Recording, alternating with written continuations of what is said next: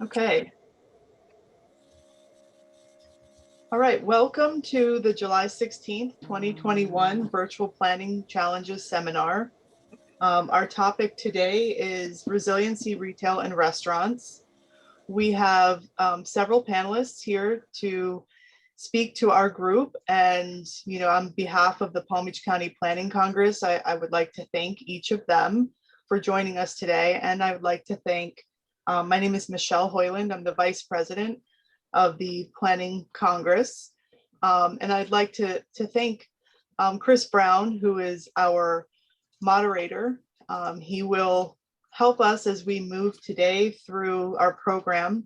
We're planning on beginning here right now at 11:30, and we expect that we may go until probably about 1:30 today. So if anybody has to jump off and can't stay on, we do plan on making this presentation available on our website.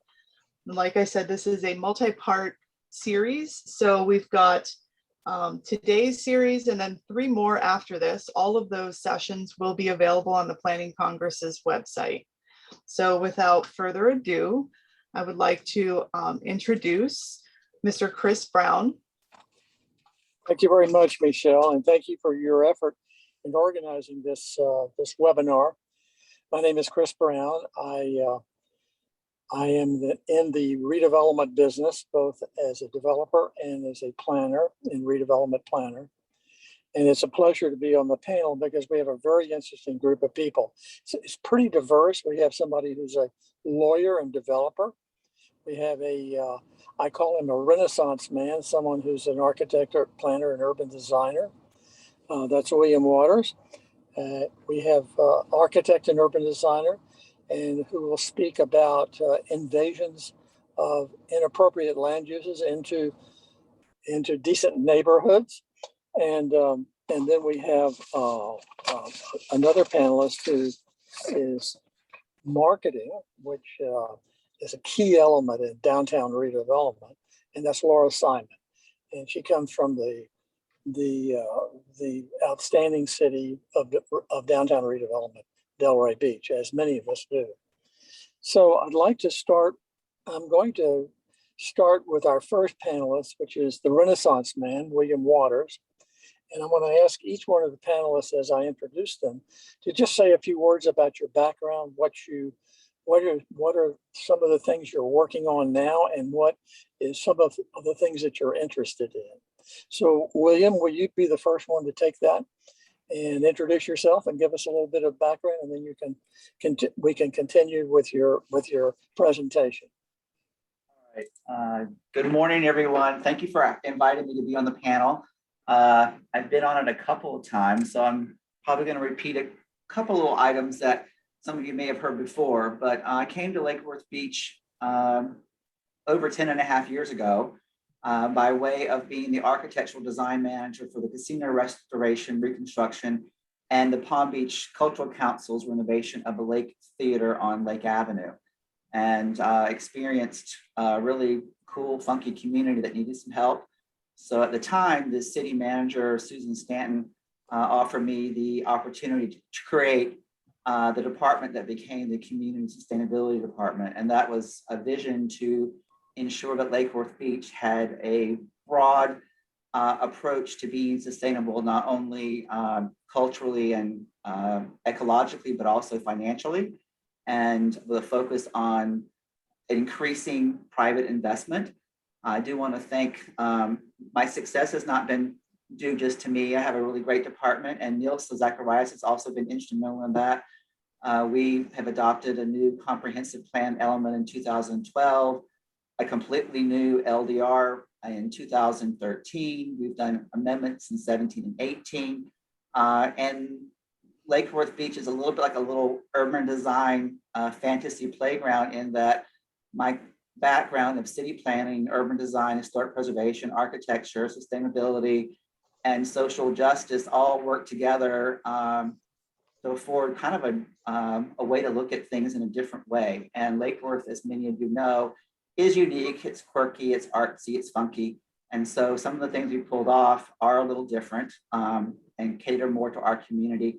but it has led to a resurgence of interest in the city.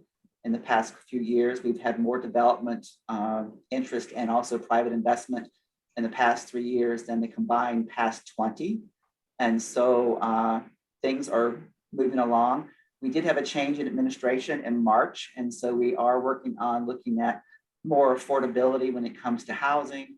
There is a desire to raise our standard from an architectural and urban design standpoint, looking further into sustainability and public infrastructure improvements that are combined with the private sector investment.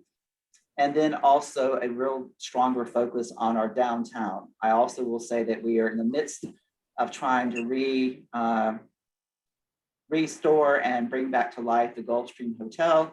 And hopefully there will be some further announcements on that in the coming months. But we are very optimistic that the project will move forward. And once that happens, it will be a real big boom for downtown. But turning to what we're talking about today, COVID did throw a lot of us a little curveball. Lake Worth Beach was fortunate in that we were already talking about a couple of items that actually were sped up because of COVID. We had been looking at micro unit housing for a while to figure out how to better offer an opportunity for affordable housing. And then professional home offices was already adopted. And then we actually created a new takeout establishment ordinance to deal with some of the takeout issues that were coming forward in the downtown. So I'll take each one of them individually, and hopefully somebody will pop up a question. Everything has already been incorporated as far as it is with the comprehensive plan.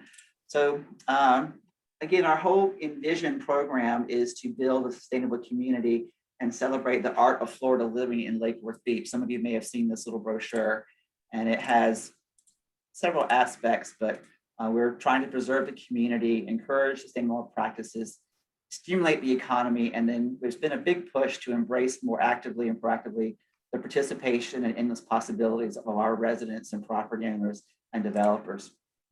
So I think it was about a year ago, actually about 18 months ago, we created a micro unit residential housing ordinance.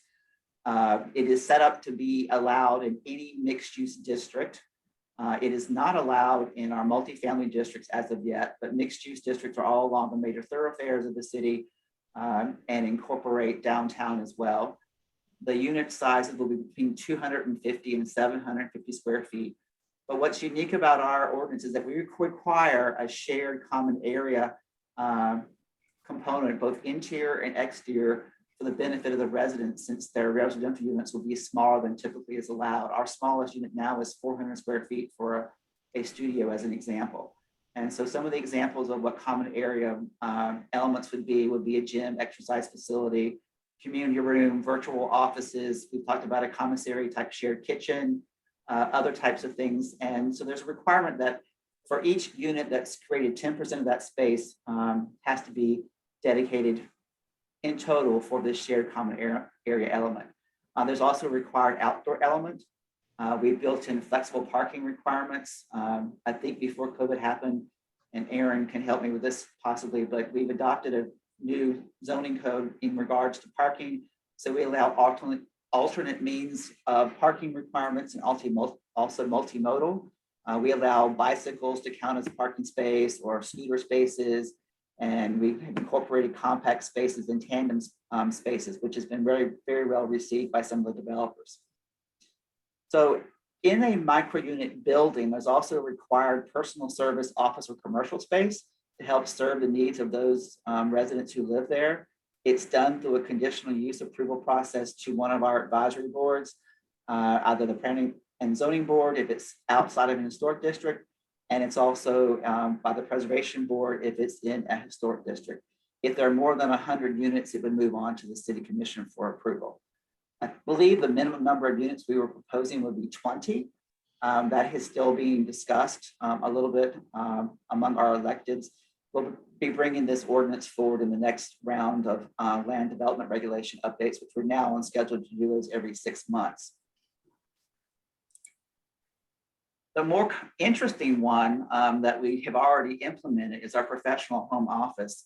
A lot of people before COVID were talking about being able to have a greater flexibility of a home occupation in their residence. And there's a lack of smaller office space within the city. So what we did is created an ordinance that allows, we already have home occupations that have various parameters, but we created a home professional office aspect that's also only allowed in mixed use zoning districts. That facilitates that 50% of a residence could be used as a professional office, which would allow clients and employees, whereas our traditional home occupation ordinance does not allow either one of those. The resident still has to meet the minimum housing code requirements in terms of a kitchen, bathroom facilities, bedrooms, living area. There are restrictions under a conditional use process for the hours of operation, the numbers of employees and clients, what kind of signage would be allowed, equipment, also noise, the number of occupations that are allowed in a single residence.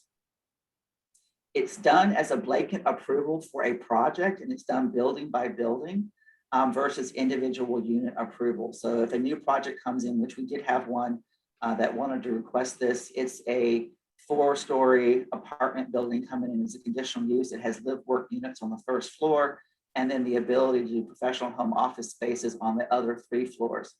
It does require in some aspects the units to be larger, but we did do a little pro forma and figured out that the cost of renting a unit and then a separate professional office space somewhere in the city was quite a bit more than just renting a somewhat larger unit that could facilitate the home occupation as well as living requirements.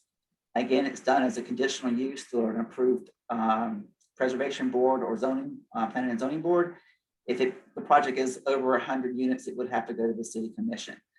There's some performance criteria that require that the building still maintain its residential character. And there are a number of conditional use requirements that discuss maintaining the neighborhood character as well as not having negative impacts. We have some flexibility when it comes to parking.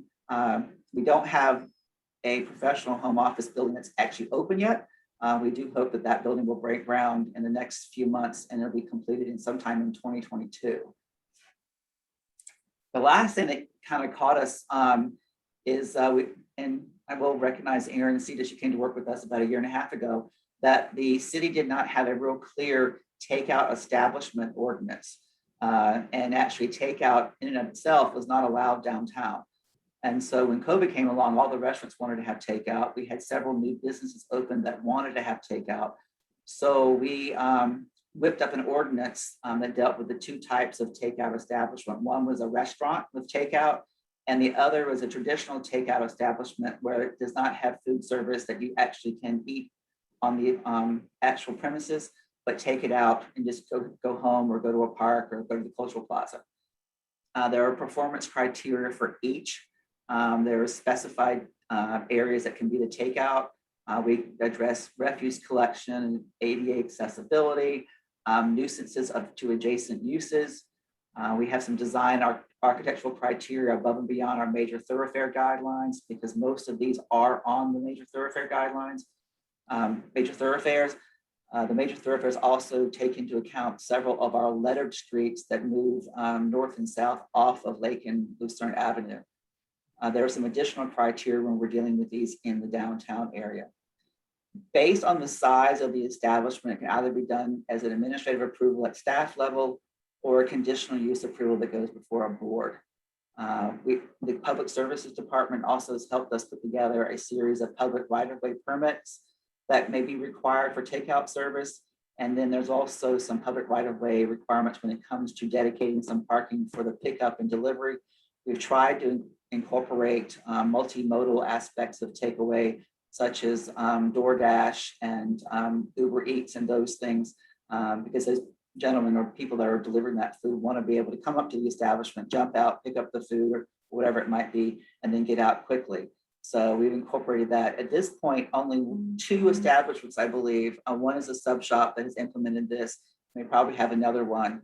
We're in the process of evolving this a little bit, because much of what we put into an ordinance was actually somewhat allowed temporarily in response to COVID, whereas we had tables outside, there were pickup places, there were dedicated parking spaces for picking up. now that COVID has sort of evolved into an everyday aspect, some of those outdoor aspects that were temporary are now being removed, and we're replacing those with items that would take into account the takeout establishment, as well as some outdoor eating. That's probably going to be our next ordinance, is expanding the ability to do outdoor cafe servicing in the downtown. At least try it there first and see how it goes.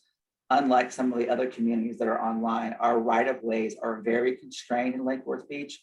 And so it probably will bleed out into some of the parking areas and the rights-of-way of the city, which is another area where we have some challenges, that we don't have a great additional amount of parking downtown, especially when we have a special event or it's a really busy holiday weekend or something such as that.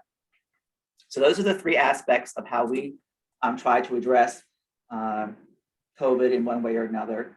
Just reminding everybody of our supplemental documents that we have in place to ensure quality design and development, which are major thoroughfare guidelines, our preservation guidelines, and then also the arts and cultural master plan. All of these work together with our comprehensive plan, and the three ordinances that I mentioned or programs help implement various aspects of those documents.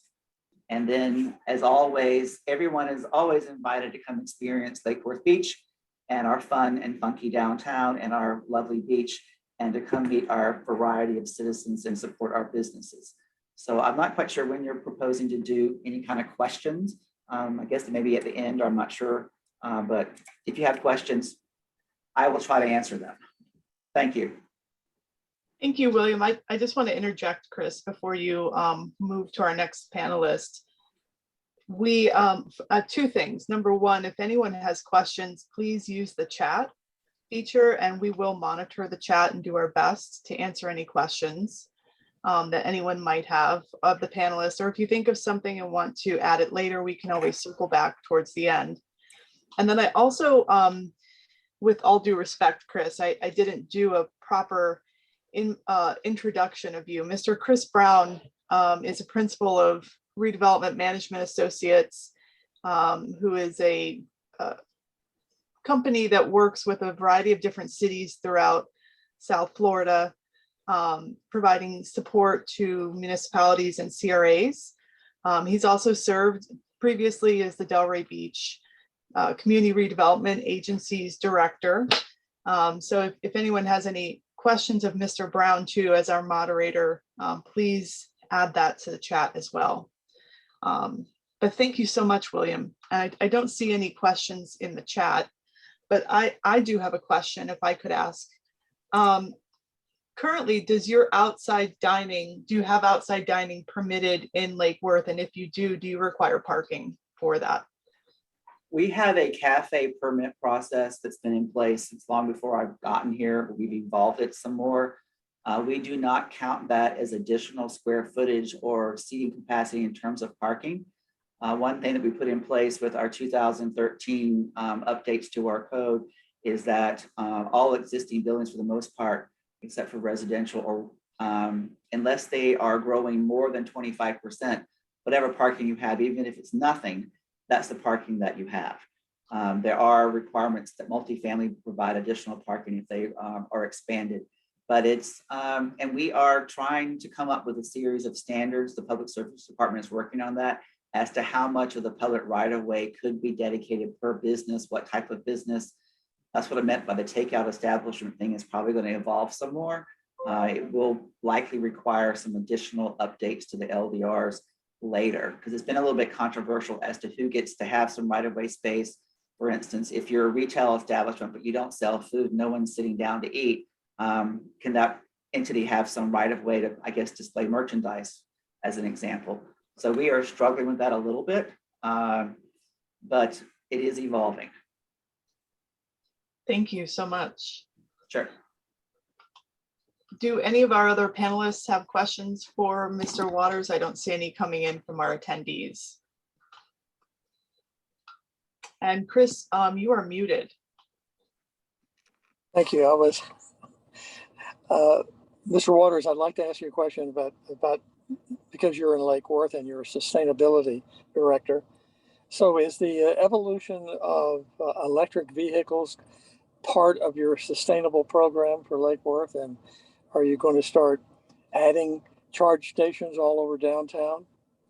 There are two things happening. We updated our parking code and we require in parking lots of 25 spaces or more to have an electrical charging station. And I believe it's 4% up to 10% of the spaces must have a station. Our electric utility is looking at providing stations throughout the city. We are looking at a possible collaboration with a provider to have electrical vehicles that can help provide transportation around the city, like small electric vehicles that are larger than a golf cart, but really aren't a bus. That's just one aspect of our sustainability requirement. Any building that's built in the city or proposed it's over 2 stories falls under the Sustainable Bonus Incentive Program. And there are incentives for inclusion of various sustainable items in a project. As an example, if you get Florida Green Building, you can meet half that requirement. If you do Green Globes or Whole Health Building or LEED certification, you meet the whole thing. So we've been trying to do work our way toward further sustainability without pricing the project out of the market being able to be developed in Lake Worth Beach, which has been a very delicate dance. As we become more attractive for investment, we are being able to ask a little bit more from the developers. But there was a period where of almost 10 years where there was no private investment in the city in terms of new commercial, office, retail, or residential space in a multifamily fashion. Great, thank you very much, William, for that answer. Michelle, I think we'll bring up our someone who's experienced in tourism and marketing, and that's Laura Simon, who is the Executive Director of the Downtown Development Authority in Delray Beach. Delray Beach is one of the few cities, along with West Palm Beach and Miami, in the city of Miami, that has both a DDA and a CRA. So Laura, would you take us on a trip through your tourism and marketing experiences? I sure would. Hi, everybody. First of all, can you hear me? And second of all, I'm going to try to share my screen. But it is a pleasure to be here today. And I'm going to hold on one second. I'm very excited. And thank you, Michelle, for including me today to this panel. And William, it's very exciting to see Lake Worth and what they're doing as well. As our neighbor to the north, it's a great opportunity to be part of that. I am Laura Simon. I'm the director of the Downtown Development Authority. I am also a native to Delray Beach and I've had the privilege of being here for a very long time. I'm going to try to fix my screen here real quick and share. Hold on. There we go. So it is the Downtown Development Authority.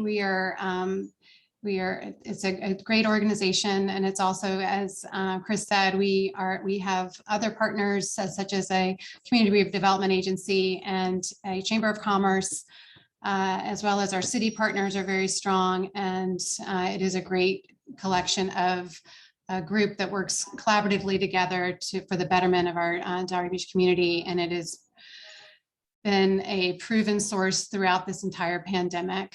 And we all, worked very well together, and for something that none of us had a playbook for. So I'm going to just share a little bit as a director of the DDA, and also as a resident here in our community, and also one as our family's been here for over 100 years. So seeing things come and go throughout our community we're not a stranger to, and building that resiliency has been a part of our mantra as we've gone through, and surviving a lot of obstacles along the way, as many of us have. And it is something that we really strive to continue to do as we move forward. So, so jumping in today, just wanted to share a little bit about downtown Delray Beach, for those of you who may not be familiar, but and also our district, which is 350 acres and 0.5 square miles. We have a small environment. We have close to 1,400 properties. Our district runs from 95, so the major interstate all the way to the beach, and covers the commercial corridor, which is about 4 blocks to our north and about 4 blocks to our south.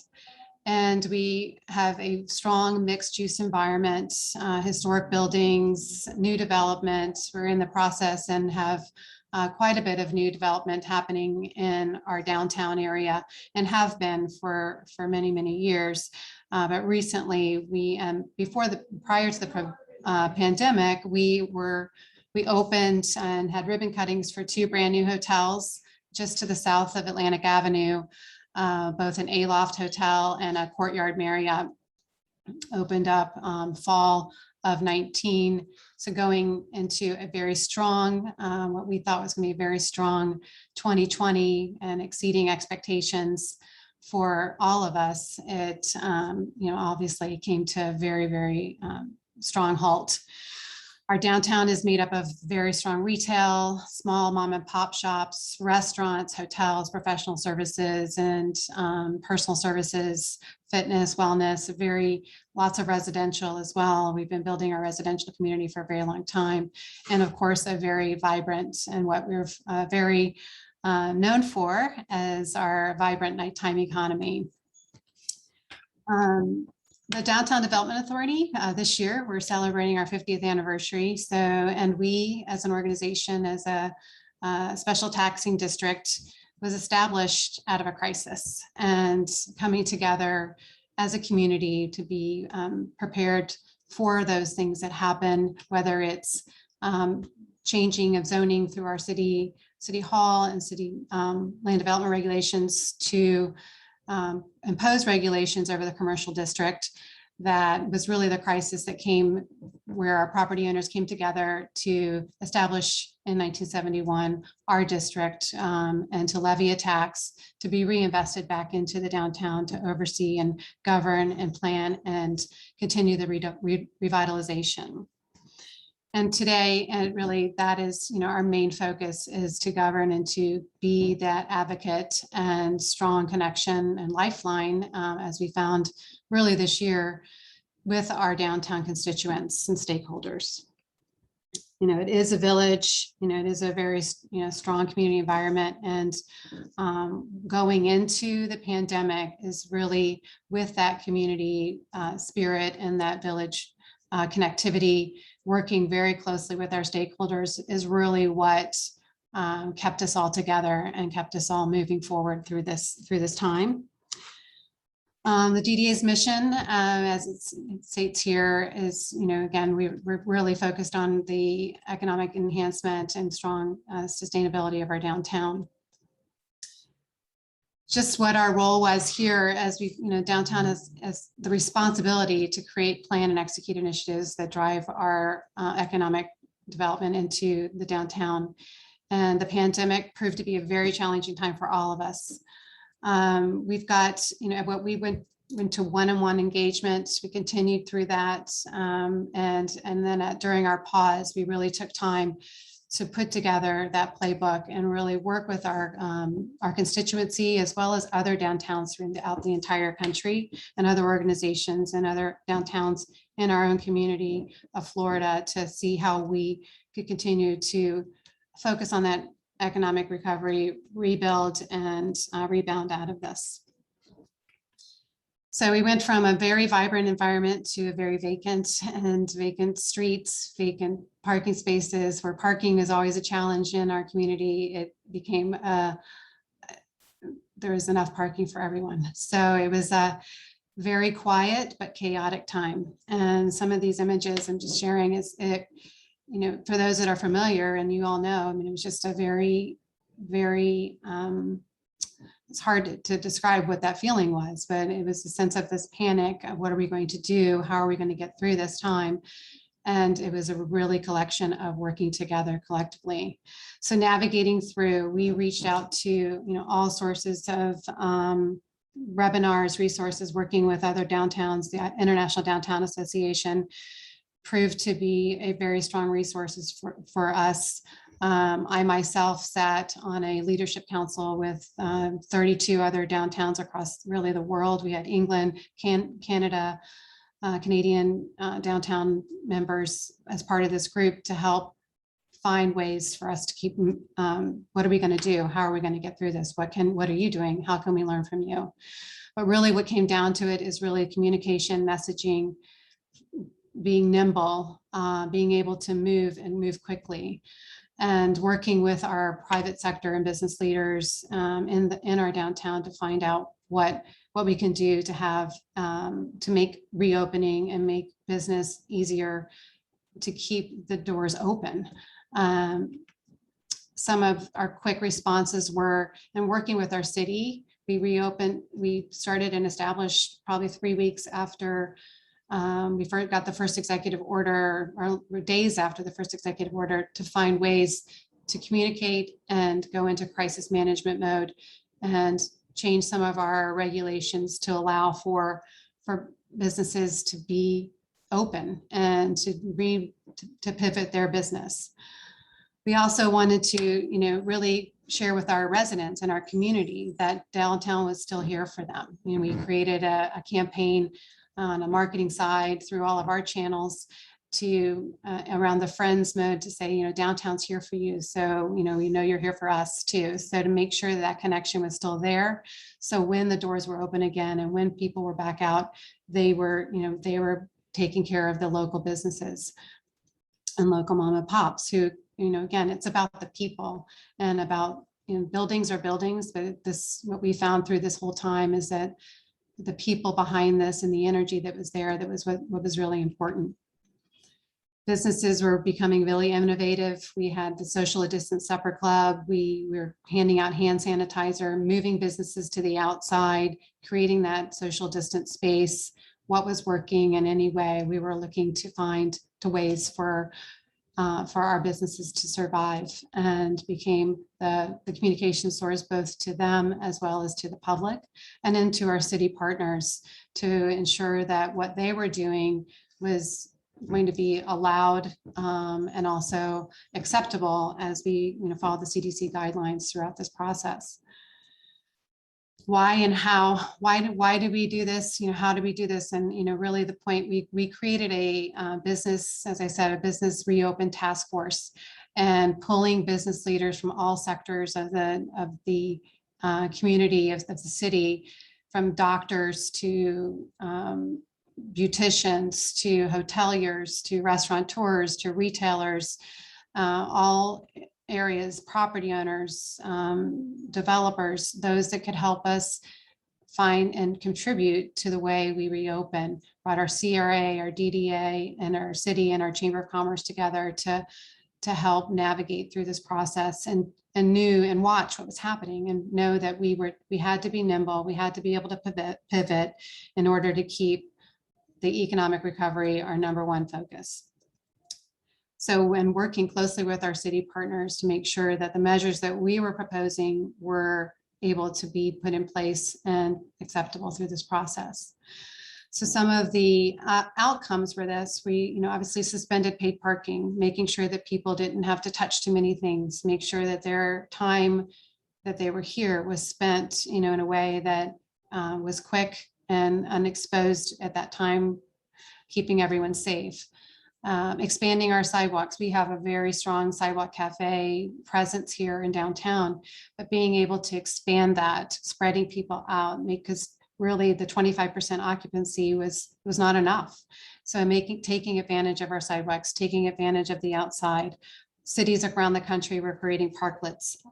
We chose not to do that because we had the sidewalk cafe extension, and that's still in place today. We did also, work closely with our city to establish use of parking spaces that could be transformed into, and I have some pictures of that as well, of parklets, but they were on private lots, so it didn't impede into traffic. Events were suspended throughout and phased back in. We created curbside pickup zones. We worked closely with, all of our takeout and making sure that everyone was aware of what the takeout opportunities were, as well as signage was critical to show that which businesses were open, which businesses were closed, making sure that the sign codes, A-frame signage is not allowed in our downtown, except for restaurants. So allowing our retailers and some of our other businesses to utilize the A-frame signs to showcase that their business is open or they had takeout. Our retailers were doing pickup, order and pickup. So making those opportunities available for all was really, really important.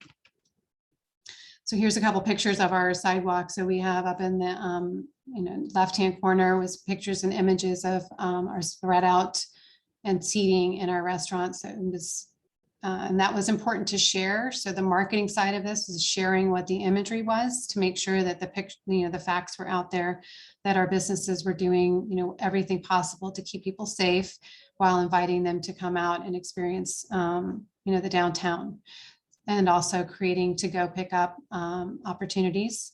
And then on the right-hand corner of the screen is the outside. These are parking spaces that were transformed now into a park, an outside area for our brews room, which is right in the heart of our downtown. Marketing is a heavy lift for our Downtown Development Authority, and is something that we work every day, continuing to stay constant and present in the marketplace for our city and for our downtown, and changed all of our marketing message really to focus on safety messaging. How do we, showing that, downtown's taking and all these businesses were taking opportunities to keep their business, keep their patrons safe, keep their employees safe, inviting them down when they felt comfortable to be here. So we created videos, commercials, social media messaging, banners, signage, to make sure that when you did come downtown, you knew that the measures were being taken to keep people safe.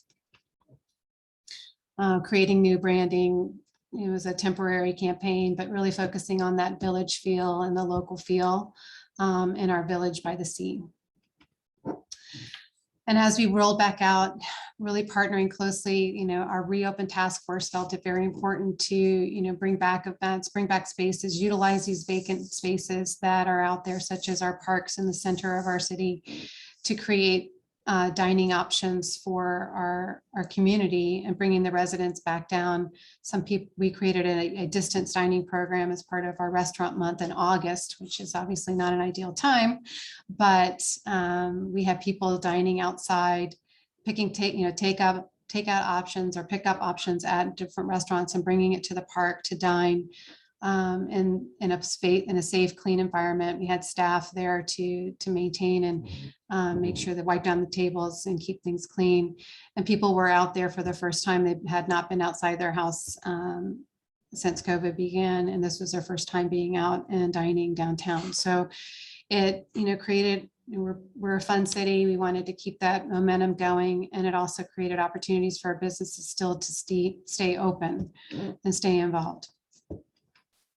We created sidewalk sales throughout the 4th of July and continue to do that. And our business community was grateful for that, to create a space for them to now be involved. And it wasn't just really focusing on the restaurants. It was about retail and other businesses and just activity and presence.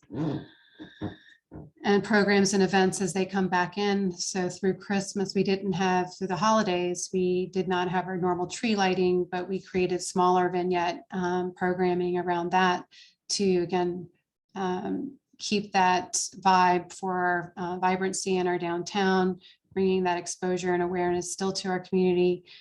So as people and things started to change with the pandemic, people were still able to participate. We did a toy drive, food drives all the way through this process. And leading into February, we were able to showcase our Delray Beach Fashion Week, which is a 9-year program that we do to showcase our retailers. We were able to execute that as well. And then just this past April, we were able to produce Savor the Avenue in a socially distanced way, and was able to include that it actually highlights our restaurant community and bringing them back online too. So all of these programs and everything that we do and contribute to, we're all part of our, again, our Reopen Task Force group, going through this process of coming together with ways and things that were important for them to see, as our community came back, back open, creating activations and friendly spaces for the community to be part of, the business community, the employees, and our residents, creating that space. So continuing like somewhat as business as normal, as usual, but making people feel things in a different way. Development did not stop, and that is, as we know, is an essential business, essential services, and development kept going at a pace. And Michelle can attest to this, but the city of Delray Beach was probably busier than ever, and the city team did an extraordinary job of pivoting their services to make sure that permitting, inspections, everything continued so that our developers and our private sector could continue throughout through the year to make sure. So this, the left-hand corner is Delray Beach Market under construction. We didn't have our normal flag raising ceremony on the 4th of July, so they posted or hung a flag to contribute to our festivities. And then we were able to do a ribbon cutting for the Delray Beach Market in April and made it through to actually see a beautiful establishment and a brand new attraction for our downtown open and be vibrant and filled with many patrons, and it also opened in a safe way. And we were able to welcome, while we lost a few businesses, we were able to welcome many new businesses, new retailers, new small businesses into new locations. Some of our businesses relocated from one area of our downtown to others, which we found unique, and took advantage of that opportunity for spaces that were opening up along the way.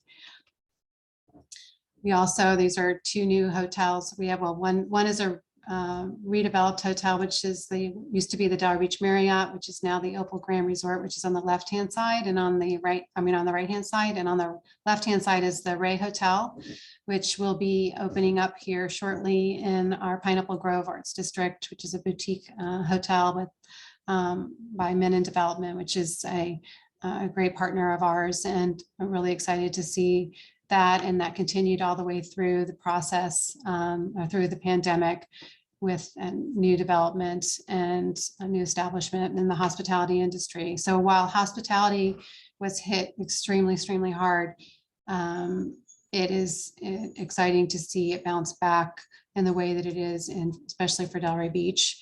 And I attribute it really to all of us really working together, being, constant communication with all partners across all parties, learning from other cities, watching how things were happening, and as our government and as our local government and our state government work together to make things happen for our community is phenomenal. So now we're welcoming all of our employees back down. We're faced with a little bit of a new crisis for our community, but as the rest of the country is. But we know that as downtown opened up, it was really important for us to continue to stay focused on business as usual. So with our Savor the Avenue, it's having our employees back in, welcoming them, shining a light on all of them, and making sure that they are part of all what we do, and their input counts. So we listen to them. We continue to work and pivot as we can, and work in a nimble way. So we, as the Downtown Development Authority, are continuing to always be involved. We love Delray Beach. We're always working forward to the betterment of our community, and know that we still have a long way to go as we focus on our economic recovery throughout. Even as we move out of the pandemic, there's new things on the horizon. While we didn't have a playbook going through this, we now know what we can accomplish and how resilient our community is. So with that, answer any questions or open it up for discussion. Michelle, do you have any chat questions? Don't see any chat questions. Oh wait, here we are. I see Wes Blackman has asked, does Delray Beach have an active Chamber of Commerce? And what is the interaction like between it and the DDA? Is there a separate group for retailers? So there is an active Chamber of Commerce. Actually, our Chamber of Commerce has been close to 100 years old. Soon they're approaching their 100th anniversary in a couple of years. And there is a great partnership between the Downtown Development Authority and the Chamber of Commerce. We are a taxing authority, so our responsibility is, and we have a state House bill or a state charter. So we have a rules and regs that we are, set our goals and objectives throughout the entire year that we focus on, and we partner with our chamber in ways that benefit us all, especially as we go through business commerce, business development, and other activities, events, and work closely with our business groups. And as we go through the retailers, the restaurants, all the different business sectors. So the DDA, as far as our retail association, there is a Delray Beach, a Downtown Merchant and Business Association. It is a collection of retailers, restaurants, professional services that meet, but it is administered through the DDA. Thank you very much. Laura, I have one question. This is Chris Brent. Sure. Hi, Chris. Your moderator. The things that you adapted during the pandemic, what things did you learn during the pandemic that you're now carrying forward now that the pandemic is sort of over? Well, so right now, what things are still in place. So one of the things too, as we, so the temporary permits for our sidewalk expansion. So that is still in effect. We are currently still in an event moratorium. So the only people that are able to do an event would be through, would be an organization like a Downtown Development Authority or an Old School Square, a city partner. Some of the other changes that were happening as well is we've learned we're actually changing some of our regulations through the city as far as those temporary permits, and looking at, one of them is the standalone bar permit. So currently in Delray Beach, our standalone bars are not allowed to serve alcohol outside. That temporary permit was put in place so people could go there, get a drink and sit outside, because that is the new normal. That is still in effect right now. Those measures do have a sunset date. However, some of these will be brought up to see if they can still continue to be extended and looked at, and have been discussed as ways for us to make more permanent measures.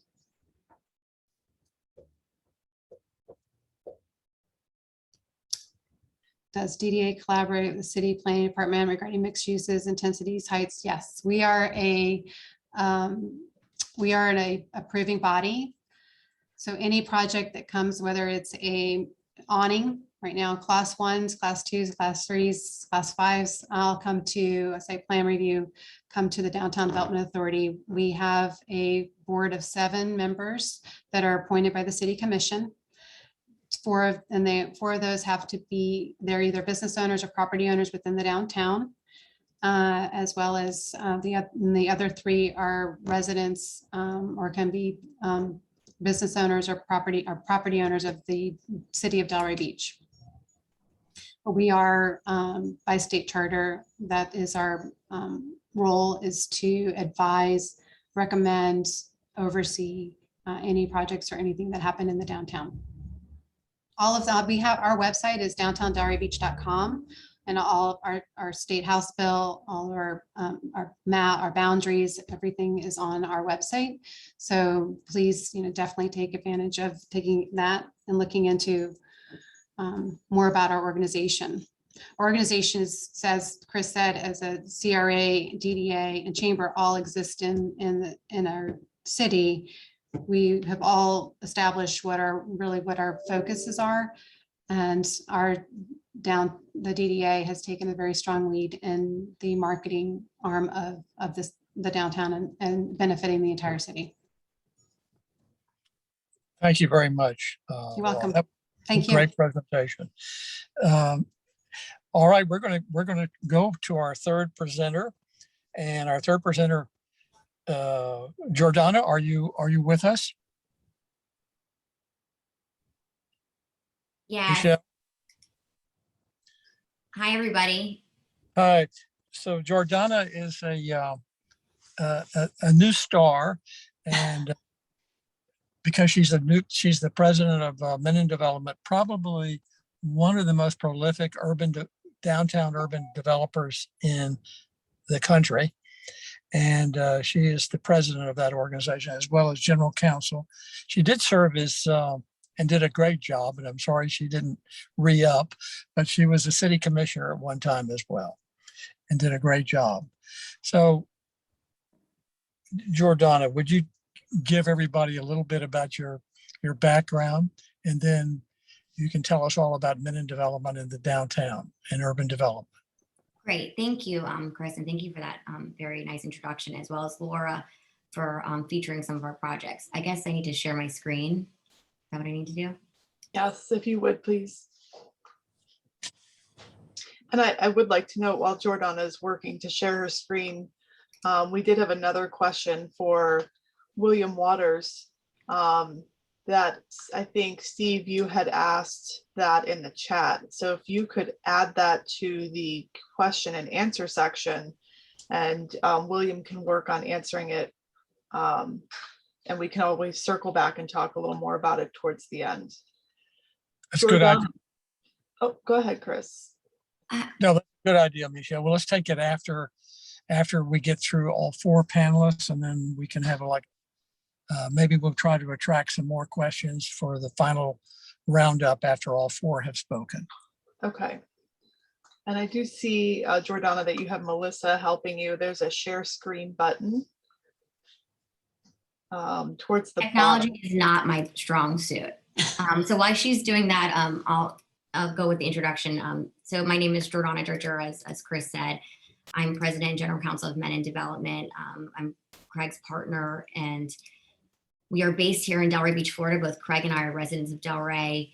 I moved to Delray I moved back to Delray when I graduated from law school and business school. And I think it's really important, while we manage and control properties from Delray, Florida, all the way as far west as Arizona, both Craig and I live here. And I think that definitely makes a difference in, design and design aesthetic and planning are both very important to us.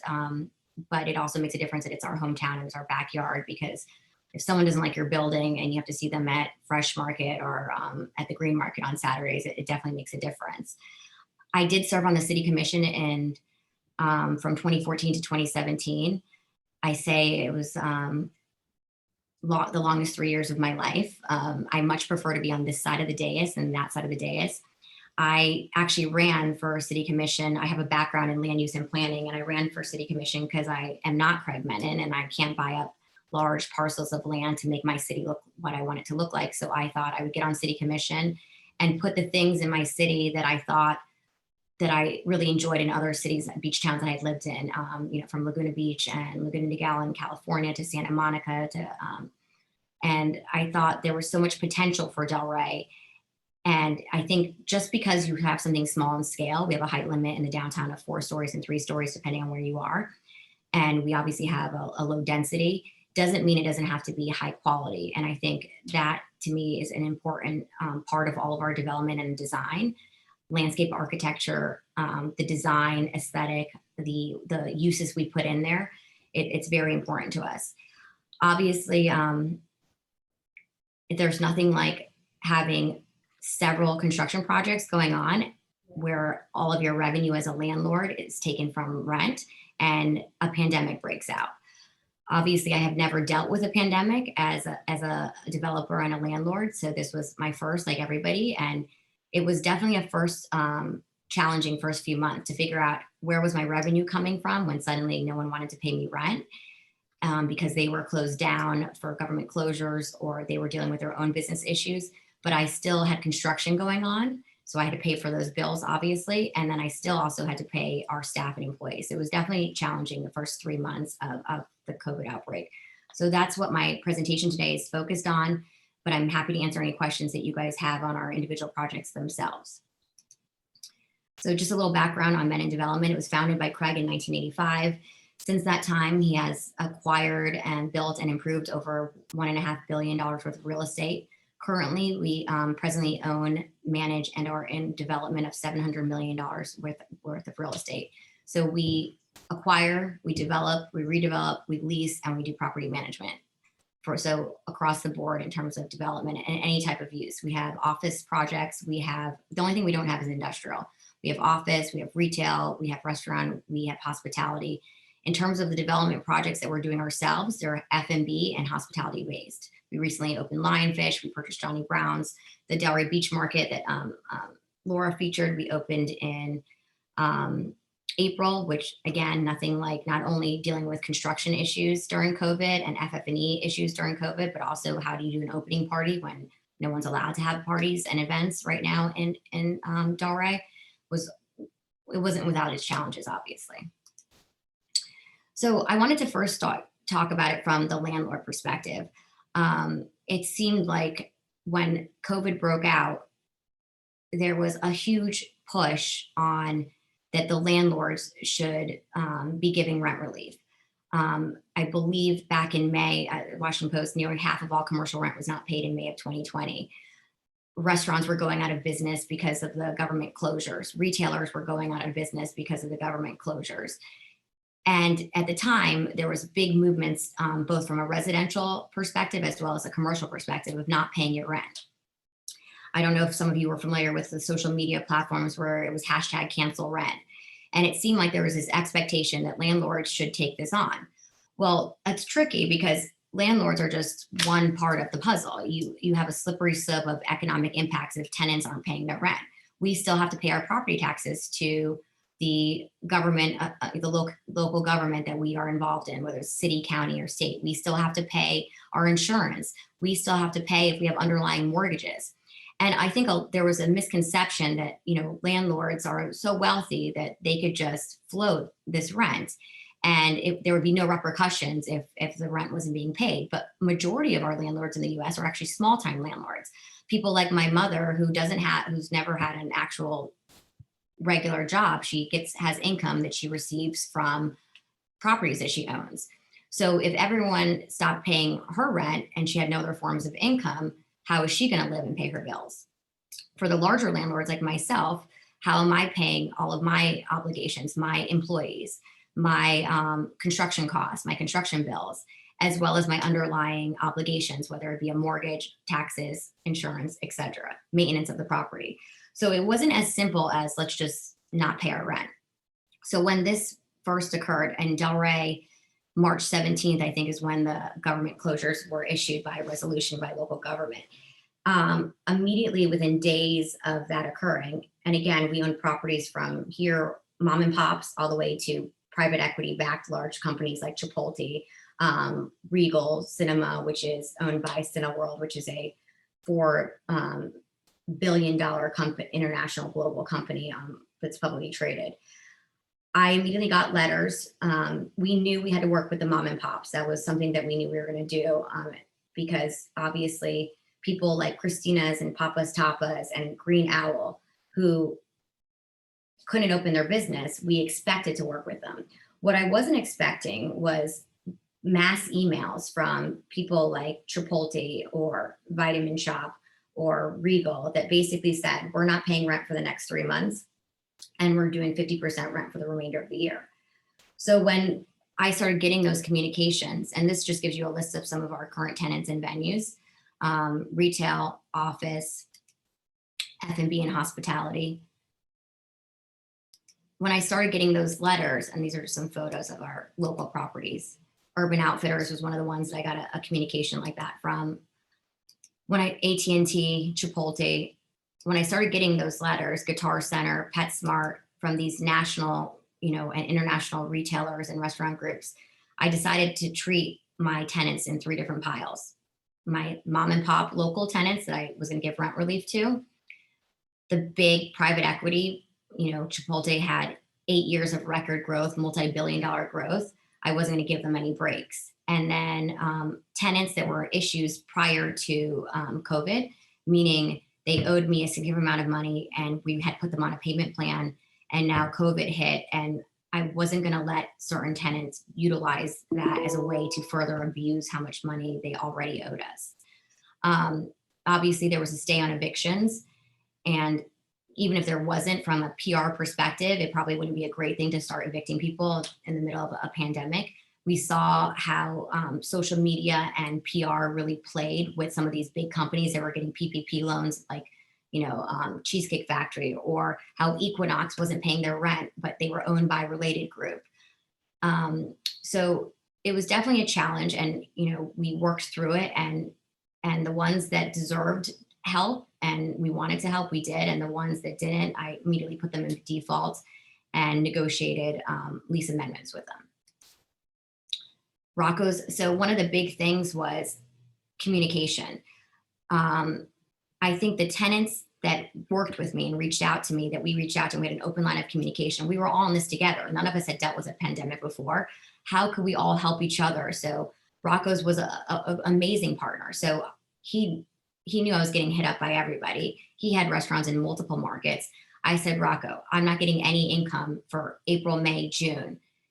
I'm going to give you 3 months of rent relief. Can you give me your rent from your PPP loan for April, May, June, and I'll give you rent relief, and I'll abate your rent for August, September, October. And he said, you know what, I could do that. There were solutions that we came together as partners, that we were all in this together, versus, you know what, you're the landlord, you're Craig Menon, you're Menon Development, figure it out. And I really value those relationships. And I had a lot of amazing stories that came out of that. Like, for example, Papa's Tapas. Papa's Tapas had been struggling for the past year prior to us even breaking ground on the Ray Hotel for construction. They were having issues with, revenue and being able to pay their rent. They actually were on a payment plan prior to COVID going through. Even though we reduced their rent during construction to a third of what they were paying, they still were having trouble. COVID hits, the government shuts down everything. For these larger restaurants like ourselves that own Lionfish, we were supposed to open. It didn't make sense to open Lionfish at 25%, at 50%, or even 75%, because the cost of a Rocco's and a Lionfish in terms of our executive chef, our GMs, our assistant GMs, it's too expensive. The margins weren't there at 25, 50, and 75%. The smaller venues like the Papa's Tapas that have the owner is the chef, very low overhead in terms of cost, were able to open when the larger restaurants weren't. Papa's Tapas is one of those who ended up growing their customer base, both through delivery, social media. John Brewer, I don't know if any of you guys are familiar, he did an amazing program where he really brought awareness and was like, hey, let's help our local restaurants out. Let's support them, get food from them, cut out the delivery, order it directly from them. And I remember I had given Papa's rent relief, and every week they would come and drop off a check. Our office was closed. Everyone was working remotely. I was the only one actually in the office. And they would drop me off a check every week. And I'm like, why are you bringing me a check? I gave you rent relief. And I think because we worked with them so much prior on the existing rent, they are now grossing, because I get everybody's gross sales every month from across the board for all my tenants. They are now grossing more than they ever have since we purchased the property in 2016, even prior to COVID. A real success story. So things like that. So while there were the negatives like the Chipotles and the Regals of the world, there are stories like Rocco and Papa's that it really showed what community partnership was all about. Regal is my only outstanding rent. We cut multiple deals. We own several Regal cinemas. Movie theaters were shut down for quite some time, even when they were reopened by the local government, because New York and LA markets were still closed. Hollywood wasn't releasing any content. So I'm not a big movie goer. And last summer, I remember tracking movie premieres, because our discussions and all of the various lease amendments we had with Regal was basically when this movie Tenet, when Wonder Woman, when Mulan were being released, that's when they were going to reopen their doors and start selling movie. Because at the time, they were allowed to be open, but nobody was coming to Regal during, the heart of COVID to watch classic movies. So every time that movie premiere got bumped, I knew I was going to be getting a call from the CEO of Regal saying, we need to negotiate another a lease amendment. So of all my tenants across the nation, I am finally entering into a final lease amendment with Regal. We've been negotiating it all week.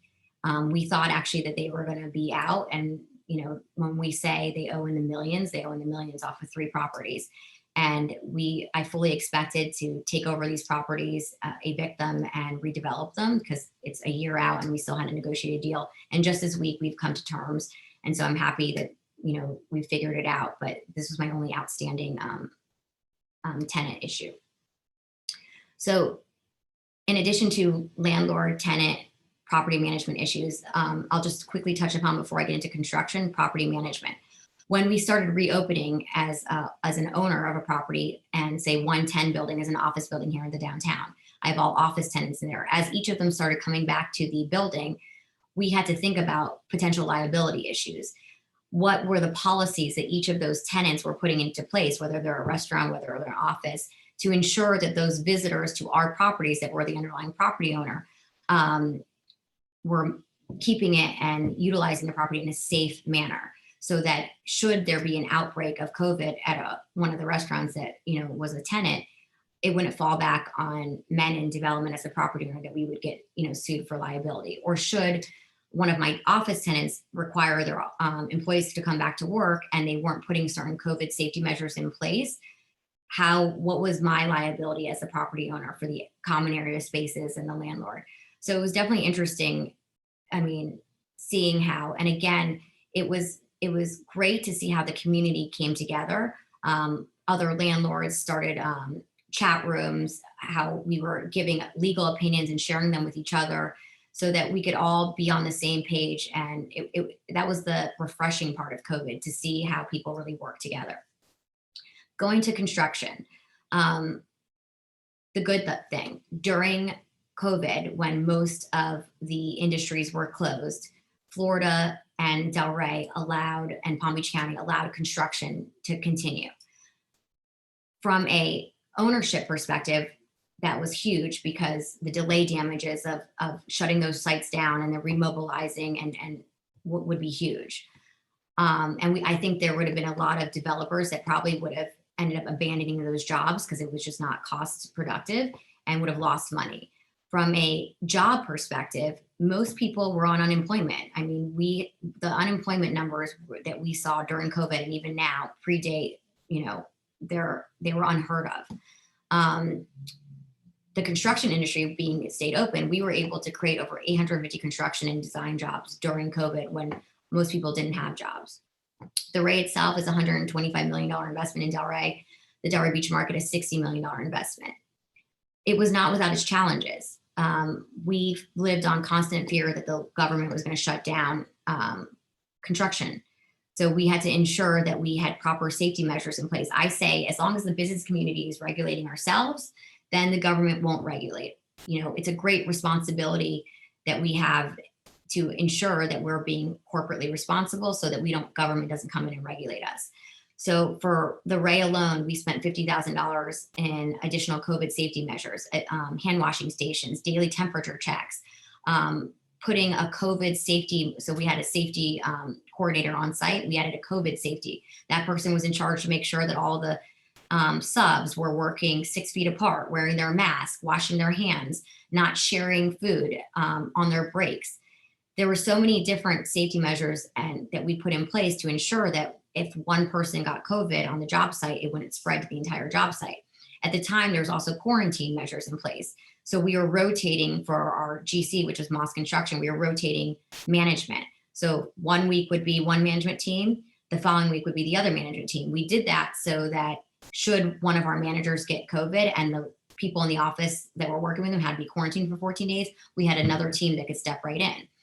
A lot of people at the beginning of COVID couldn't understand why restaurants were opening and shutting down. It was because they don't have a B team. So when you have a cook and a line of chefs and the dishwasher in the kitchen, you don't have a backup team for that. So if one of those people in the line got COVID, you would have to quarantine the entire kitchen. So the whole restaurant would have to get shut down. Offices didn't have to have that issue, and construction didn't have to have that issue because we did this rotating method. We had delays due to staffing issues because of that, what I just mentioned. We also had delays due to supply chain issues. So the Ray might be the first project in history where the construction is on time, despite there being a pandemic. And we're getting our CO, I think, next week. And yet we're not opening until September. The reason why we're not opening is because FF&E delays. We have furniture coming, and those of you that are in the private sector that might be redecorating your house or buying new furniture probably have experienced this. Most of the furniture comes from out of the country. Our furniture from for the Ray comes from 5 different countries.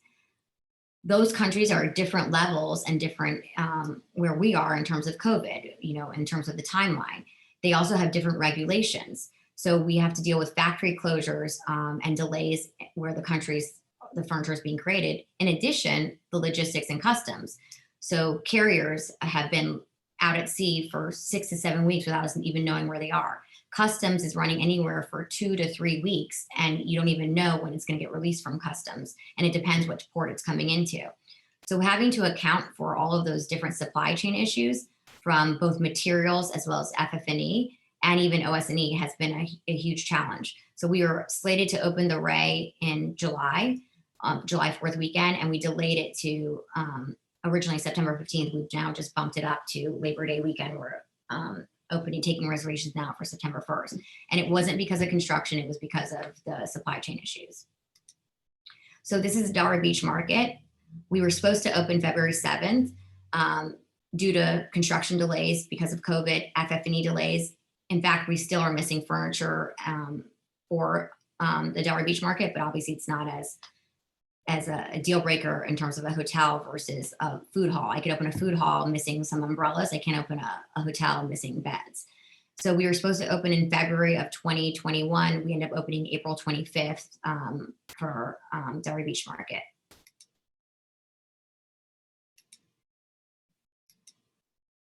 Some exterior shots. This is the Ray Hotel. I think this picture was taken a couple weeks ago. This is the interior. This is one of the restaurants that we're opening at the Ray Hotel called Ember Grill. Solano designed Akira Back, which is opening in December. It's a Michelin rated chef, Akira Back's Michelin rated chef. So that's the other thing, our interior designers. For the hotel, we have 3 different interior designers. They're all internationally known, and they don't live in Florida, unfortunately. So 1 is in Toronto and 2 are in New York. All 3 of them had trouble getting here. Particularly the one in Toronto, Alessandro Mungi. He just came into town because Canada had different restrictions, particularly with Florida and the US. If he left town, he had to stay in a government issued hotel quarantine for 2 weeks, which from what I understand, the hotel, it wasn't exactly where you want to stay for 2 weeks. So he actually just came into town, which is unheard of on a construction project, to have your interior designer not be doing multiple site visits. This is the rooftop, which was designed by Alessandro Mungi. Lionfish. Lionfish, I was supposed to open March. I think we were doing it with Savor the Ave. It was going to be our soft opening. We had rushed construction to get open in time for Savor the Ave of last year, which is put on by Laura Simon, the DDA. And on March 17th, Delray closed. And so I had a completely built out, stocked, and staffed restaurant at Lionfish that didn't actually open until September, from March 2020 to September 2020. This is a multifamily project that we got approved by the city of Delray. It's going to be on the Linton, it's called the Linton. In addition to construction issues with COVID, try getting development projects approved when all of the public hearings were canceled. There was, I think, for 4 months, there was no public hearings in Delray. And as Laura referenced, in Delray, for any site plan, even an awning, you have to go to a public hearing. So not only were these meetings canceled, but every item that was already in the pipeline now has to be reset for hearing. So once they reopened it, and when they did reopen, it was virtual, and it was only once a month versus every other week for most of these advisory boards, we couldn't even get on an agenda. So, you know, for a developer that might have underlying obligations. We're self-funded, so we don't have that issue. But for a developer that had underlying loan obligations to a lender or an investor, they were probably in breach of their timeline and lost their deal. So it was very challenging to have that. And that was something that we worked really hard to get the city open, because it put everything at a standstill. So this is a project that was supposed to get approved during the COVID closures, and we ended up getting approved, I think, in September of October because of the closures. This is a redevelopment of one of the sites that we own, where Papa's and Christina's and From Run With Love are located. This is a positive story that came out of COVID. So I did have some tenants that lost their business. They went under, or I had 2 tenants that I did evict that I talked to you about earlier that were issues pre-existing. Avalon is a group out of New York and New Jersey, big restaurateur. And one of the benefits that Florida had, because we were open and we had a much different COVID policy, which Fox News and MSNBC and NBC did stories on and featured a lot of Menin's projects on it. This restaurateur was a longtime restaurateur in New York, 30 plus years, Campagnola, Scarpetta, big restaurants. He couldn't open. He had 9 restaurants he couldn't open. He was doing pop-ups, outdoor dining in bus stops in New York City. Plus there was no one in New York, everyone cleared out. So it was to our benefit, because he signed a lease with us. It's called Avalon. And he actually has signed 2 leases with us. I had 2 retail tenants that went under. 3 of them immediately got filled up. Biba, which was on Laura's presentation. I have another one called Global Pursuit that's from New Jersey that's doing renovations now. And Seashell. They were all in different markets, and then they came into these spaces because like the one Global Pursuit from New Jersey, because their space in New Jersey was shut down. So just to end on a positive note, jobs created or maintained during COVID. Permanent jobs, 437, construction design, 850. Our F&B group, Click Hospitality, that manages Delray Beach Market for us, Lionfish, Johnny Brown's, the restaurants at the Ray Hotel, they are based out of Las Vegas and San Diego. They opened a Delray office. Because the government regulations in California and Nevada were very different from Florida, we were able to take a lot of their talent and bring them here. One of my marketing people was the head of marketing for MGM in Vegas. People that never even heard of Delray have suddenly moved to Delray, and it's their home, and have set up here. My VP of marketing branding here, Menin, she is from Florida originally, moved to New York at 22 and was a lifer. I've been trying to hire her for 2 years and steal her from New York. It took a pandemic, but she's here now. So it does show the impact that government regulations can have on the business sector. And I think, everyone votes for the president, but we have 5 to 10% of people that vote in local elections. And I think COVID really showed people how local elections really matter, because your city commission or your county commission could really impact your livelihood. And I think COVID opened people's eyes to practice in this arena.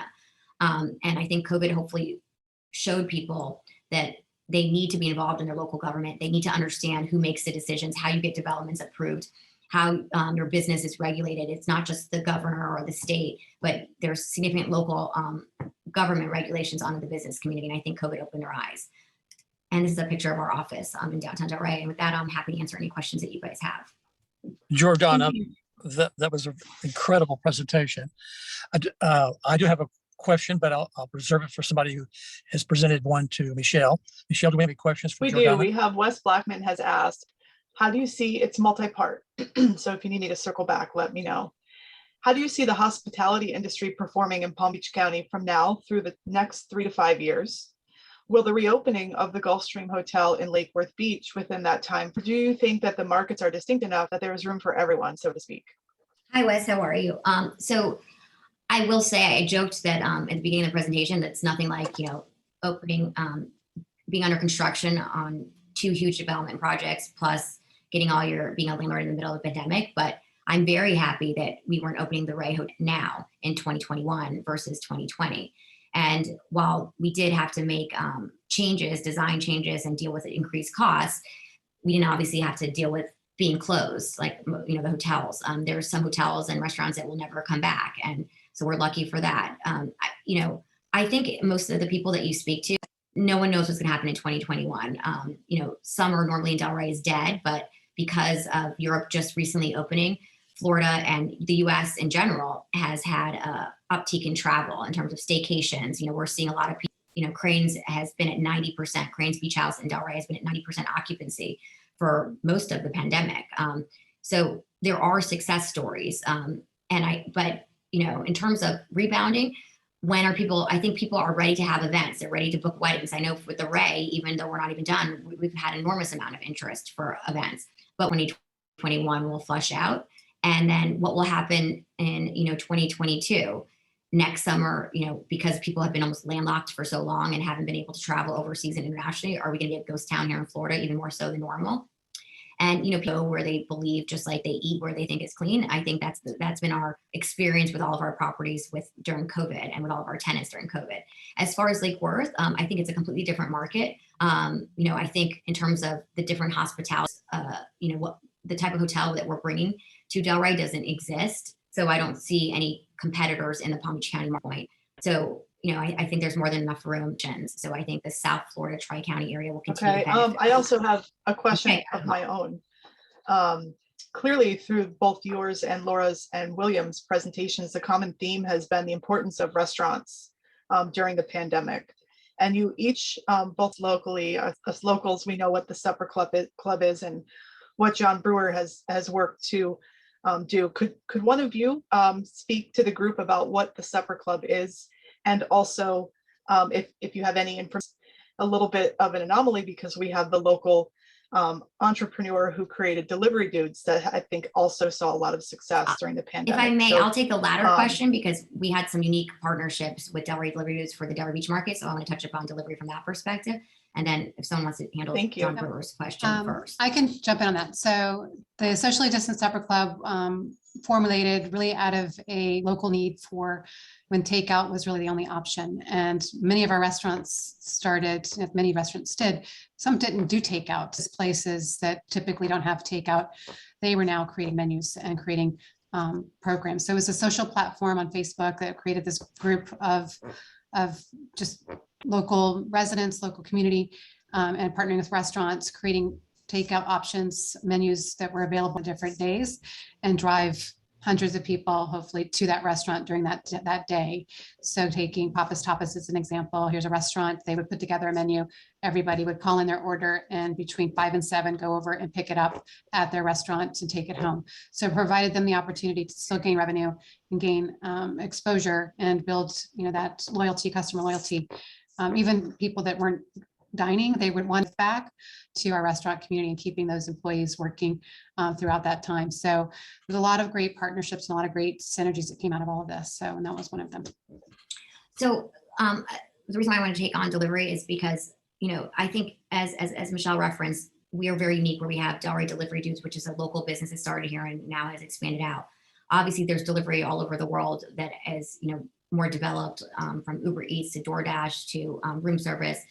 When we decided to launch, I'm on like way before COVID because I live in the downtown. I'm really busy, so I've always had my groceries and everything delivered for the past 3-4 years, I would say. So when we were looking at the Delray Beach market, even before COVID, we were like, I wanted to develop a program because what I think a lot of people don't realize is not only does the customer pay a fee for delivery, but also the vendor, the restaurant pays a fee. And for these larger companies, and I think that's why a lot of these local businesses during COVID started delivering themselves. And you saw legislation put on that capping the delivery fees because, it was their only way to survive when they weren't having dine-in customers. So the reason why Delray Delivery Dudes uses Delray Delivery Dudes, Delray Beach Market are within develop a program so that I can multi-order from all the different vendors and pay one delivery fee so that I could, if I'm at an office and I want Lebanese, but one of my office colleagues wants tacos and another office, colleague wants pizza, we could all do it on one delivery order. I thought that was essential for the Delray Beach Market to have rather than multiple things. And Delivery Dudes, being a local company, literally developed a program with my vision in mind. And so, it was an easy, now do we lose some people, especially the New Yorkers and the New Jersey people, out-of-state people that moved to Florida and Delray and don't know Delivery Dudes? Possibly, but I think, part of that is marketing and education. allowed us to do with taking over public parking spaces and having that curbside pickup is huge.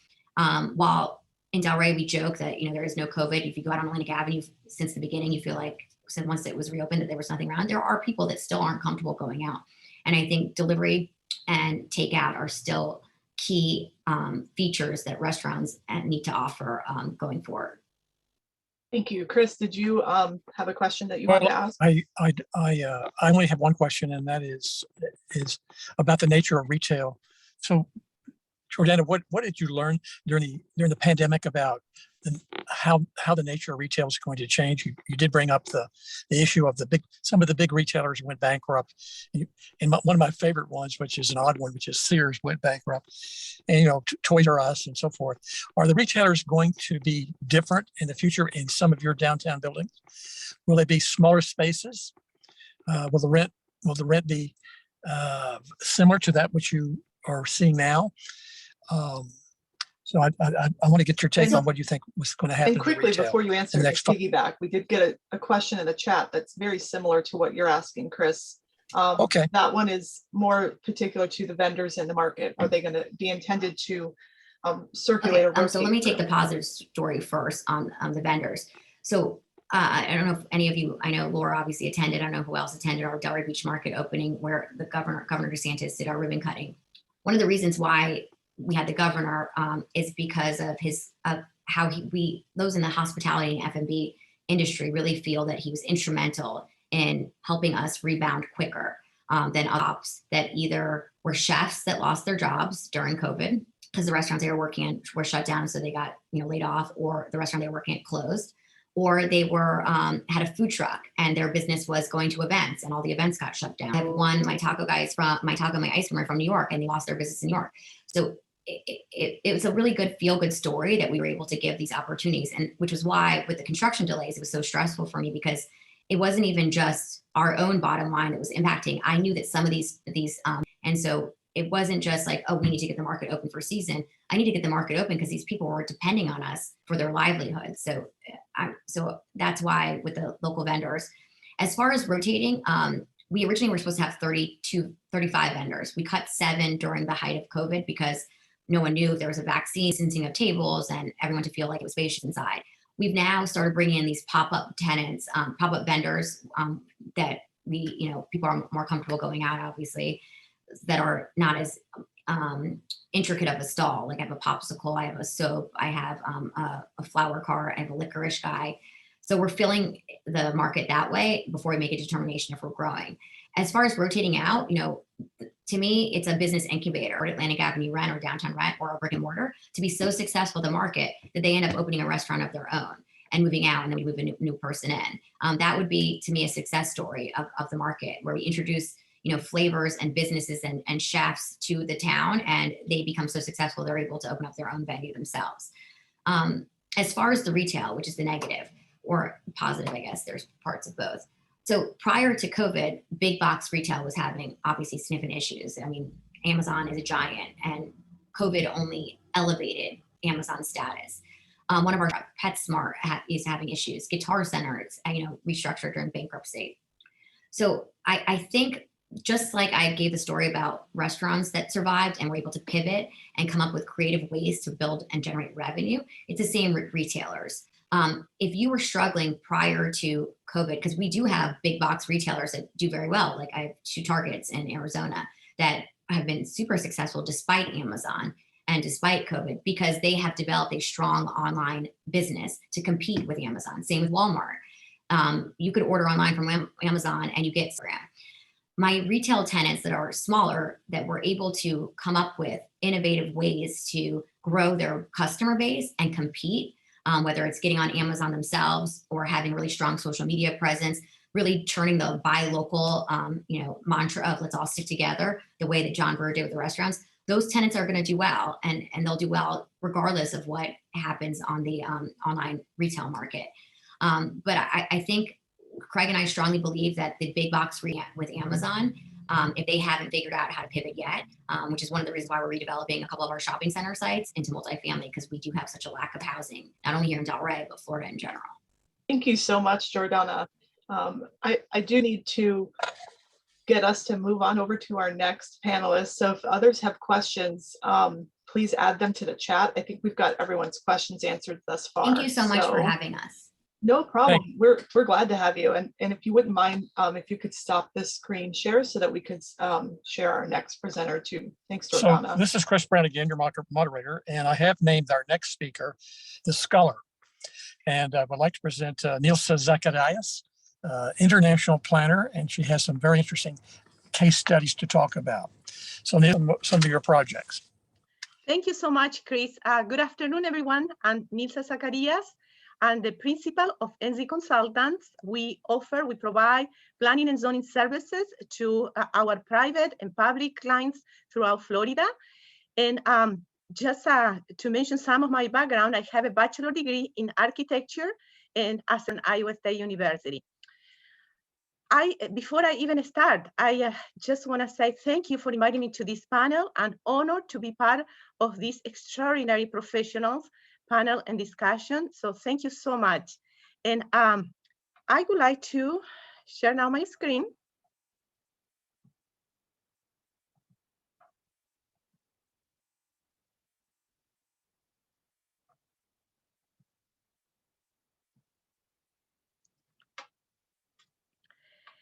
This presentation will focus on the critical role of land use comparability and the Amazon Last Mile Distribution Center in Village of Gulf. And I'm so glad our last speaker referred to the, I will tell, brick and mortar suffers and Amazon just continue growing. So this presentation will focus from that point of view and the COVID impact. First of all, I would like to mention that back in February, this February, I received a phone call, and it was a surprise phone call. It was Mrs. Carrie Hill. She said to me, Nilsa, I'm calling you. Please, I need representation to oppose a developer on the Village of Gulf. And I said, yes, who is the upcoming distribution center? And then she said, it's Amazon. And I still remember I paused and I said, Carrie, are you telling me that you want to oppose Amazon? And she said, yes, we need to oppose this upcoming development because the negative impacts in our neighborhood. And after I understood her intent and her goal, I said, well, first thing first, Carrie, she's Mrs. Carrie Hill. She's the president of the Delray Beach HOA. So I said to Carrie, first thing first, Carrie, we are going to need a strong team. We will need a traffic engineer and we will need a land use attorney. And she mentioned to me, we already hired a traffic engineer and please, Nilsa, propose a land use attorney. So with that input from her, I said, fine, we are ready to take upon this challenge. And that was just February. And the main thing that she was referring to is that this proposed development was going to be heard by the city council, by the Village of Gulf Council. And obviously, it was a lot of at stake for this Delray Beach HOA. First of all, I would like to show this slide so we all have an understanding where is located the Village of Gulf and where is located Delray Beach HOA. I don't know, you know, Village of Gulf is a very small municipality in Palm Beach County. The map is showing. And then you have access to this area through Woolbright Road and Gulf Road. And Delray Beach is, as the slide shows, is just across, it's right beside Village of Gulf and is fronting this major location for proposing an Amazon last mile distribution. Delray Beach HOA, who was opposing to this upcoming development, consists of 324 dwelling units. The first thing when I spoke with Carrie Hill, she said, these are our biggest concern: noise and traffic, compatibility with residential character, environmental pollution, water contamination, and overall is the impact on quality of life and our property values. She and as the president of this HOA, they were very, very concerned about their property values. This is just to show where is exactly the Village of Gulf in terms of when you leave I-95 and you take Woolbright Road, you drive toward west, and as you can see, gated, low-density Gulf communities. We are talking here about specific demographics and high income, and then this is the HOA Delray Dunes, and this is the vacant site. Right now there is a construction here, Publix, but the proposed Amazon. I like to show this slide because it gives you a good view of what is surrounding this upcoming development. Just from the planning point of view, what is the demographics of Village of Gulf?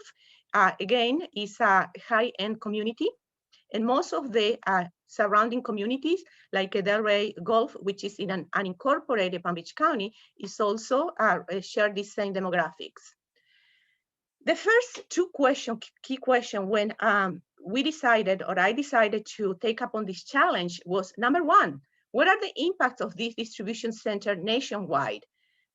I was very curious to know what's going on in other cities around the country. How are the communities reacting to this? Are those plans approved? And if it's not, why?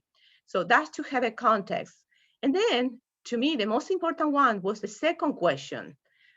What are the land use and zoning where this type of facility are usually built here in Florida, here in our backyard? So from the methodology point of view, those were the initial questions. With regard to what's happening in the rest of the country, it was very clear, very fast, that most of the communities around the country, they were opposing this type of distribution centers. As you can see, this is Chicago, Illinois, Massachusetts, but despite of the community opposition, most of them, they've been approved also. That was also to my surprise to learn about. I mean, neighbors were concerned about traffic, environmental impacts, noise, and still they have been approved. This is I encountered this Daniel Fleming. He's an urban planner, and he put together a very interesting document highlighting all the negative impacts of this type of distribution center. And I just want to quote one part. It says, it could be horrific if you own a home next to one of these distribution centers. Another study is Salt Lake City, Utah, what was happening there. And again, this mayor who had approved this type of facility, he was regretting the decision to bring Amazon to the city. They promised a lot of things, and then they really didn't fulfill their promise. Now, I just want to walk you through what were the specific presentations that the team did at the Village Council hearing, May 12, 2021.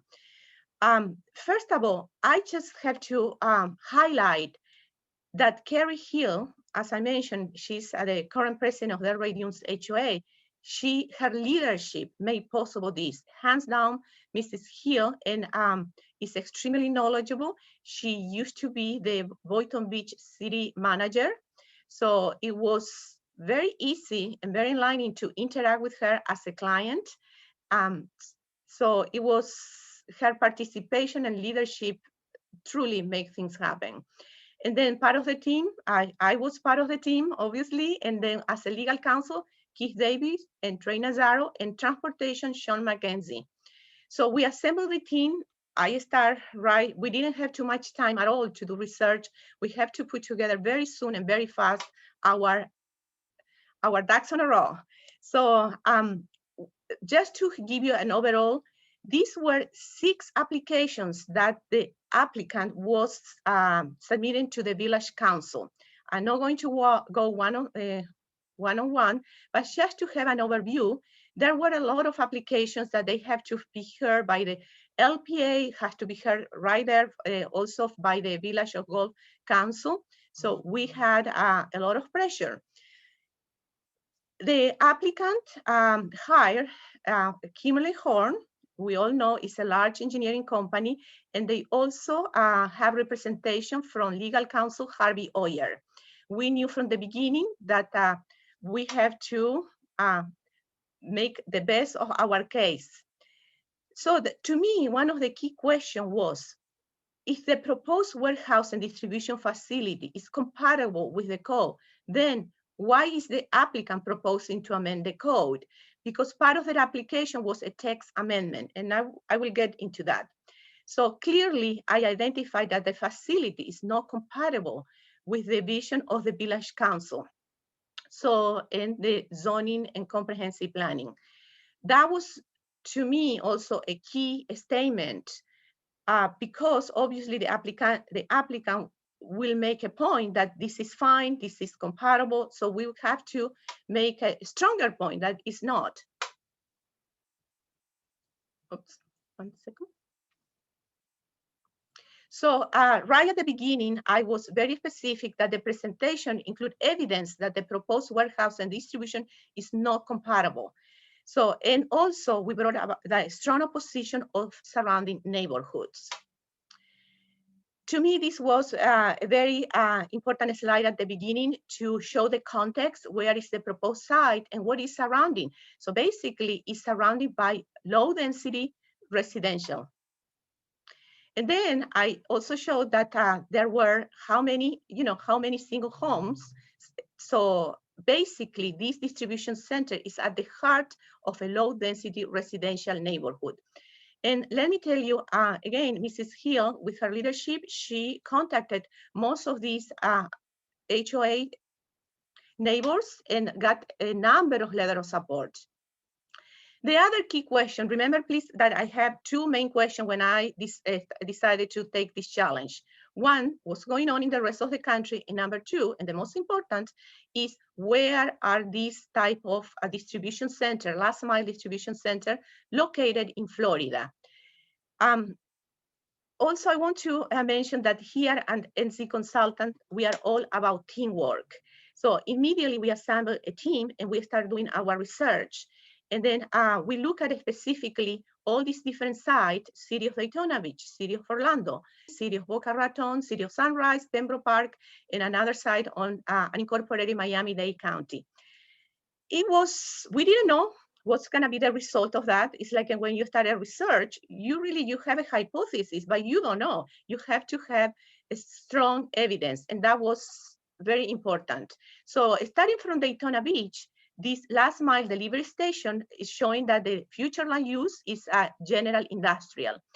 When I was showing this slide to the village council, I not only emphasized what was the land use where that Amazon was built, but also to show that what is surrounding this site. Most of them are surrounded by more commercial but not residential. And that was a point that I wanted to make in each of these slides. So this one, City of Orlando, another last mile delivery station, the zoning was general industrial. And as you see on the zoning map, you don't see a single home surrounding this place. So that was an important point. And the one that we are familiar is the one located zoning is planned industrial park development. And again, the slide show very clearly that single homes residential are not surrounding the site. And this photo to me was very important because it shows that what is the existing condition at the Belvedere site. These dumpsters, I don't think that this is compatible with Village of Gulf and the surrounding communities. City of Boca Raton also shows that the zoning is a light industrial research park, and most of the time these last mile delivery centers are located close to major roads such as the I-95 or Turnpike. City of Sunrise, it was exactly the same. Then the town of Pembroke Park last mile delivery station. Again, we are looking at the industrial, is located on an industrial district.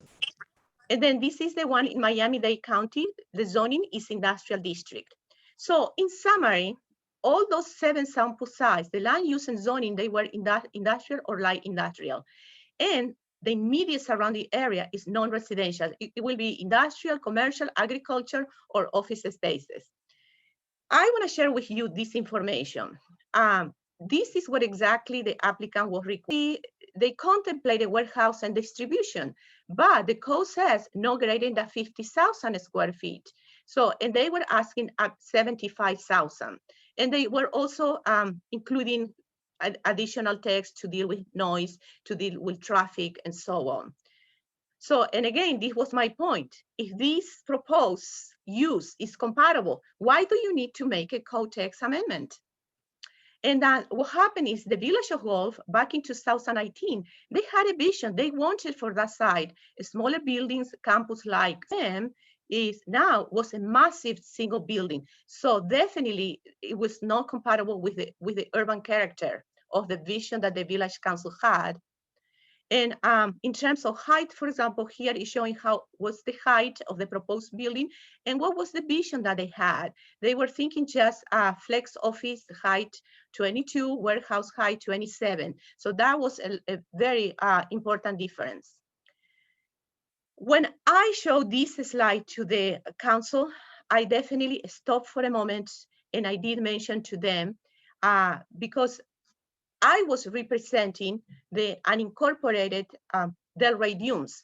The Village of Gulf, they prepared their staff report, they did the review also. So the staff report was very clear here saying that it's it's not compatible basically because regarding the proximity with the village well fields.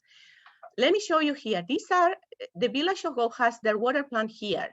And just look at it, the well field area, influence area, the cone of influence. And then I highlighted that they will need to have approval, obviously, as we all know, from Durham, Palm Beach County, Durham. I think the village council also truly understood what is in stake here, because I said this to me is the most important slide because this is a direct impact to the water that all of you drink, all of your neighbors drink. So please, let's pay attention to this. And then I also was very clear that these are chemicals that the handling. What happens if there is a spill over this? And the cone of influence for the water plant is right there. So part of the, I also need to highlight Mr. Harvey Sheldon. He is also a member of the Delray Dunes HOA. He's a retired environmental attorney, and he prepared an amazing paper that was submitted to the Village of Gulf. And this is, I just copy paste some of his remarks from the document that he submitted to the village of all the different threats from toxic chemicals that Amazon sells and handle. At the end, just getting more at the end of the presentation, I really wanted for council to understand that these are the goals that you have in your comprehensive plan. And this is why it's important. I mean, provide for the development. We cannot be more clear here how important is compatibility. And definitely this proposed development was not compatible.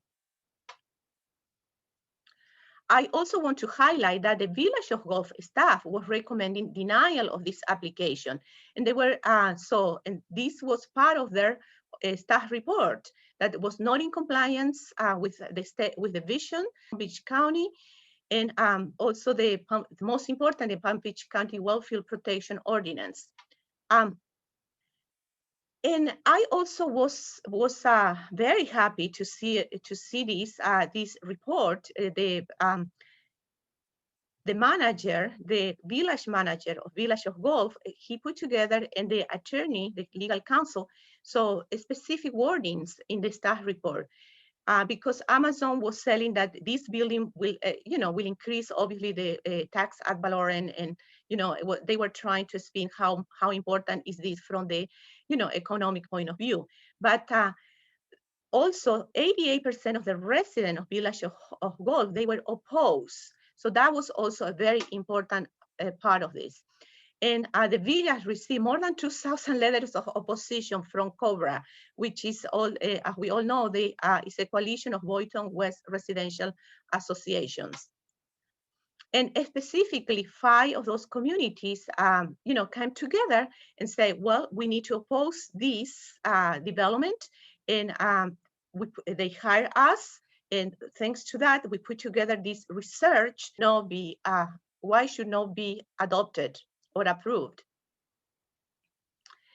And this is part of this presentation, obviously, was also a very good slide from the traffic engineering, showing the amount of traffic. But it was a little bit difficult because the TPS, the Traffic Performance Standards letter, was already issued by Palm Beach County, and they were okay with this because the original, they were saying basically that there will be less traffic because this is all online shopping instead of doing brick and mortar that will accelerate the traffic, you know, for brick and mortar commercial. So that was, it was not really helpful from the traffic point of view. And also because our traffic engineer, Sean, he did a fantastic job. But what happened is that this type of distribution center background in terms of traffic is something new, is something that is popping up in different communities now more than ever because of COVID. So at the end, the Village Council 4-1 against the proposed Amazon Last Mile Distribution Center. We were extremely obviously happy. Mrs. Hill was very grateful for putting together this extensive research in a very short time, but it shows evidence that definitely this proposed development was not compatible with the low density character of the surrounding neighborhoods. Thank you. Thank you so much, Nilsa. I do have a question of my own, which I think is interesting. Was Amazon as the applicant also the property owner? The property owner was another entity. So basically, a Stone Financial Group was going to build this facility to lease to Amazon for 15 years. Thank you. I do not see any other questions in the chat.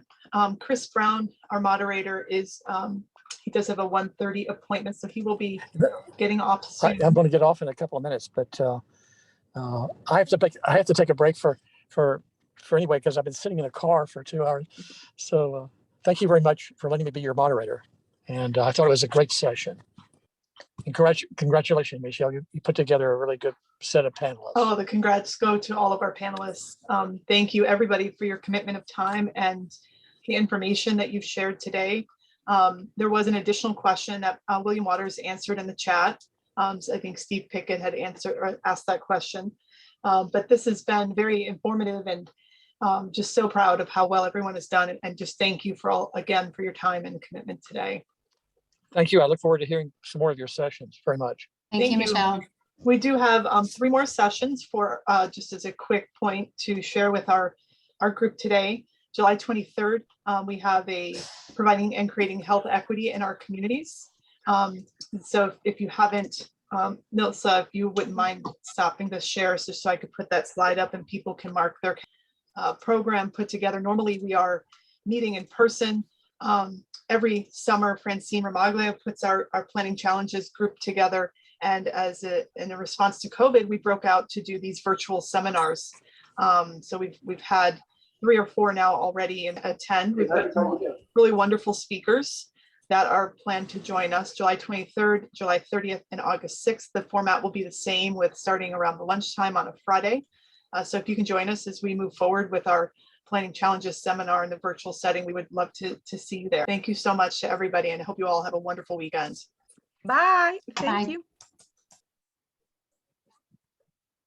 And I think, Lance, you can go ahead and stop recording. Thank you.